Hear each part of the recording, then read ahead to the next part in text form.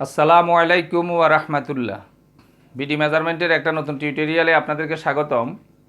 আমাদের ধারাবাহিক টিউটোরিয়ালগুলো দেখার মাধ্যমে আপনারা ল্যান্ড মেজারমেন্টের যাবতীয় কাজগুলো শিখতে পারবেন। এই যে নকশা, দলিল, খতিয়ান, বিভিন্ন প্রকার ভূমিগুলোর পরিমাপ, বাগবটোয়ারা আছে, সীমানা নির্ধারণ, নকশা প্রণয়ন, এছাড়া যে মাটির মাপ আছে, কাঠের মাপ আছে, রাস্তার মাপ, পুকুরের মাপ, মুসলিম ফারাইজ আছে, হিন্দু আইন, এক কথায় সেটেলমেন্টের যাবতীয় কাজগুলোই শেখা যাবে। আমাদের আজকের টিউটোরিয়ালটা হিন্দু আইনের উপরে, অর্থাৎ কোনো হিন্দু ব্যক্তি মারা গেলে তার সম্পত্তিটা কিভাবে বন্টন হবে এর উপরে। তো হিন্দুদের সম্পত্তি বন্টনের উপরে আমরা একাধিক পাঠ দেওয়ার চেষ্টা করব।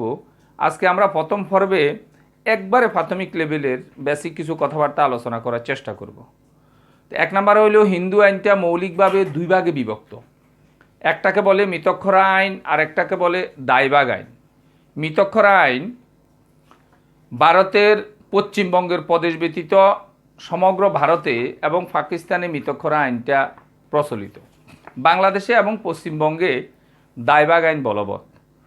দায়ভাগ আইনের লেখক হল জিমুত বাহন নামক এক প্রাচীন হিন্দু পণ্ডিত। তো দায়ভাগ আইনে 3 শ্রেণীর ওয়ারিশ বিদ্যমান।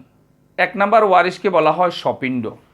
সপিণ্ড কথার অর্থ হইল যে ব্যক্তি পিণ্ডদানের অধিকার রাখে। পিণ্ডদানই মানে মুখাগ্নি করা, অর্থাৎ কোনো হিন্দু লোক মারা গেলে তার চিতায় আগুন দেওয়ার যার সবচাইতে বেশি অধিকার তাকে সপিণ্ড বলে। এই ক্ষেত্রে ছেলের সবচাইতে বেশি অধিকার। এই জন্য দেখবেন সমস্ত জীবিত হিন্দু মনে মনে এই কামনা কল্পনা করে যে আমার জীবনদশায় যদি আমার একটা ছেলে হইতো, আমি মারা গেলে অন্তত আমার চিতে আগুন দিতে পারত। তো এই জন্য ছেলের সম্পদ পাওয়ার ক্ষেত্র সবচাইতে বেশি অধিকার। সপিণ্ড মোট এরকম 53 জনের একটা তালিকা আছে, যেটা আমি এখানে বলতে গেলে একটু দীর্ঘ আলোচনা হয়ে যাবে। আমাদের শীটের মধ্যে 53 জনের ধারাবাহিক আছে। আমি আপনাদের বোঝার সুবিধার্থে শীটটা একটু দেখাইতেছি। সম্ভব হলে এটার একটা স্ক্রিনশট নিয়ে রাখবেন এবং আস্তে আস্তে উপর থেকে নিচে আমি একটু নাড়াচাড়া করলাম। আশা করি আপনি পড়তে পারবেন, অসুবিধা হবে না।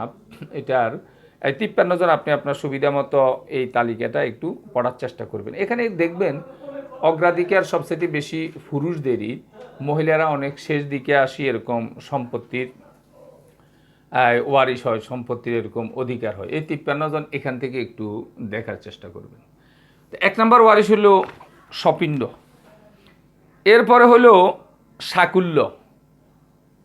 সপিণ্ডর অনুপস্থিতিতে সাকুল্য সম্পদের মালিক হয়।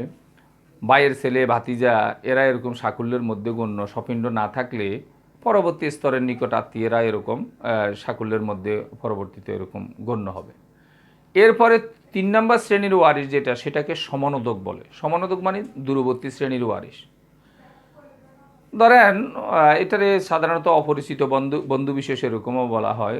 যেমন অপরিচিত একটা হিন্দু আসি, মনে করেন এই এলাকায় মারা গেল, আপনার এলাকায় মারা গেল। এই ক্ষেত্রে ওখানের স্থানীয় হিন্দুরা যদি তাকে এই ক্ষেত্রে সৎকার করার চেষ্টা করে, এই ক্ষেত্রে যে অগ্রণী ভূমিকা পালন করবে সে এরকম সমানোদকের ভূমিকায় থাকবে। পরবর্তীতে ওর কোনো সম্পত্তি থাকলে এরকম সে এটাকে ভোগ করতে পারবে। এই হলো হিন্দু আইনের একটু প্রাথমিক লেভেলের কিছু কথাবার্তা।